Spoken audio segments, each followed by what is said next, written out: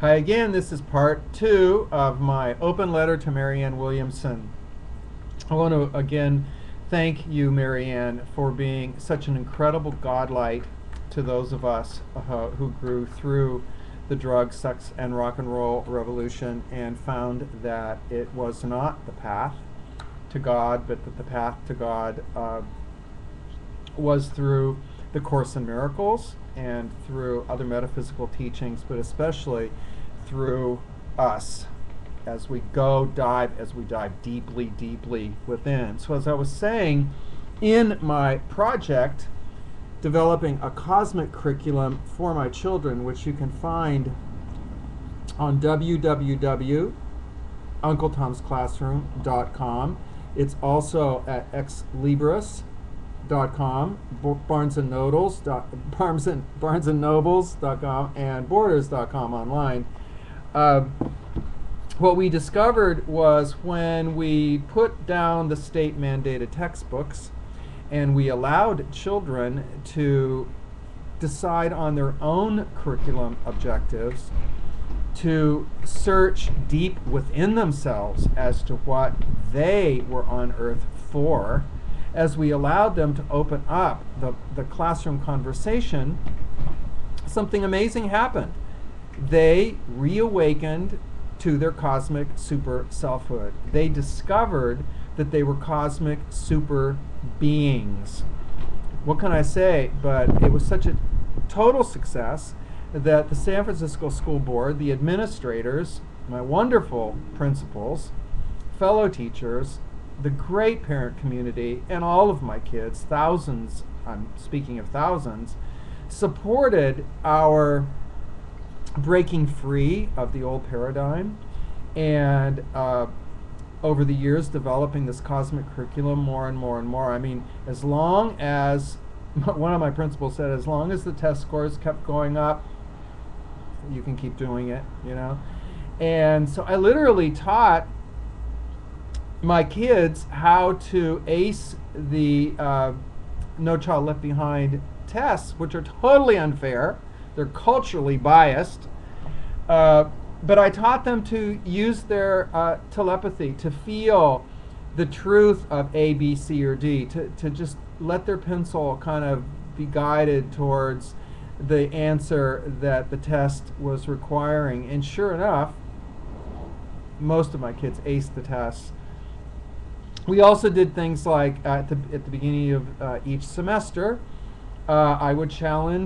we would read in the science book about the immune system, and I would challenge my students to choose to activate and amp up the superpowers of their immune system and not buy into the flu hypnotic trance by the drug companies every fall. So instead of falling under that illusion, I had them list the number of cold commercials and flu commercials that they saw on TV every night, and then decide consciously that they were going to stay healthy because they had an immune system that they could amp up, vibrate up, and that they could stay immune. And their reward would be a free ice cream for Christmas at the local Pollyann ice cream store. It's amazing. I mean, like 90% of my kids, the last couple of years especially, when this really, really got popular, this challenge, made it to Christmas.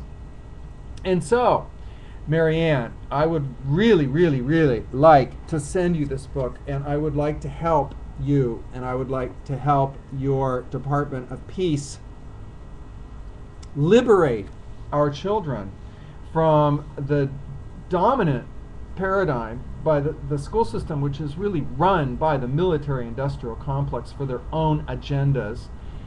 If we can liberate our children from the brainwashing of the old generation's military power over mindset and set them free to develop their own, what we called in Uncle Tom's Classroom, their own projects of bliss based on Joseph Campbell's findings, that if you allow children to follow their bliss from a very early age, guess what? They find their bliss, they become blissful, they live as the energy of bliss, and they find their purpose. They literally find their cosmic purpose. We also talk in here about 15 basic superpowers like telekinesis, precognition, protection against any kind of outside negativity, the ability to delete negativity from one's biocomputer, the ability to dominate the vibration of a room when you walk into a room. There were all kinds of superpowers that we began to develop.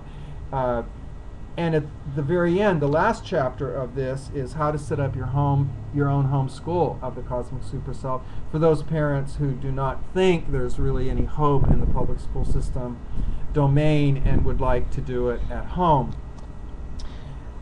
Liberating our children from the old, as you say, the old paradigm that's collapsing, and if we needed any reason to become convinced of that, all we needed to do was look at how they dealt with poor New Orleans. That was such a wake-up call to us all that we cannot trust these people who are promising to take care of us.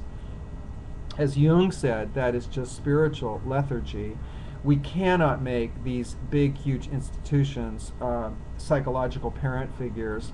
The only parent that we really need to get back in touch with is our Father, Mother, God, source energy, that cosmic super selfhood that we named. We literally renamed God, the cosmic super self. When we get back in touch with that, and when we realize that that is flowing through us, we lose our false identifications, our false self-definitions. We lose the categorizations that were placed upon us by a system that literally terrorized us into subjugation. And oh, I forgot to say that that's one of the reasons why I left the school system eventually and wrote this book, was because I realized that the only way, as they kept packing more and more kids into our classes, and this is happening in many, many, many public school systems, especially in the large cities where funding is always, always low. We had to use terror. I mean, I hate to say it, but we had to use fear. We had to use fear of punishment, all kinds of retributions like staying after school, the infamous F, calling in your parents. There were all kinds of subliminal public humiliations going on. And when you really think about the way the system is set up, it's only set up for the athletes and the really smart kids to win. Everybody else is placed on this lower hierarchy. Like, you come out saying, well, here are the A's and the athletes, and then here are the B's, and here are the C's. They'll do good in computer cubicles. Here are the D's. They'll do good in Walmart, and they'll fit in that workforce. And then here are the F's. Of course, that's why we're making all the prisons. In fact, they're building more prisons now than they are schools or hospitals, because the system has failed our children so much. I mean, when are we going to connect the dots that we dumbed down our country basically because we turned over the education of our treasures to the media and to the state? And like when even Socrates said, when you turn over education to the state, you've lost it. So I'd like to share this with you, Marianne, and with the world. And I have another project that I've done with my very good friend Michael Brewer about another vastly unappreciated minority group, the gay community in our crazy world right now. We got the idea a few years ago of creating a multi-dimensional spiritual travelogue called Out and About with Brewer and Berg. There you see it right there. There we are. In which we go around to the different cultures of the world and we analyze and bring forth the contributions of what are called gay and lesbian people. Of course, I don't even like those names, because what we really are lovers. And in this first of our series, Michael and I go to Rome and go to the Vatican to, kind of like modern Martin Luther's, to face up to the patriarchal control of the Pope and to declare our value as the great beautifiers of this planet. The